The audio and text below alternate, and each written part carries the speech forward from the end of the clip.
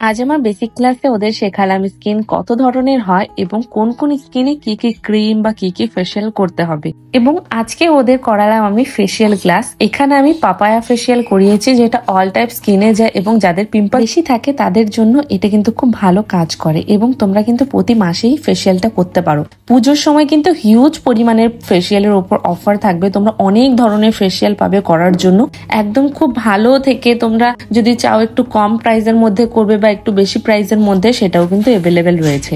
এবার ক্লাসের মধ্যে ওদের দেখালাম ফেসিয়াল কিভাবে করতে হয়, কিভাবে ইনস্ট্রুমেন্ট গুলো ইউজ করতে হয় সেটা, এবং এর মধ্যে কি কি ফেসিয়াল তোমরা করতে পারবে, পুজোর সময় কি কি করতে পারবে সবই কিন্তু ডিটেলস দিয়ে দেবো। এবার ফেসিয়ালের জন্য আমি আলাদা জায়গা করব, সেখানে তোমরা রিল্যাক্সে ফেসিয়াল করতে পারবে। আর যারা বলেছিলে যে বেসিক ক্লাস জয়েন করতে চাচ্ছ তাদের জন্য বলছি, ক্লাসটা তো অনেকটা এগিয়ে গিয়েছে, তো পুজোর পরে আবার নতুন করে ক্লাস করানো হবে, তখন কিন্তু তোমরা জয়েন হতে পারবে।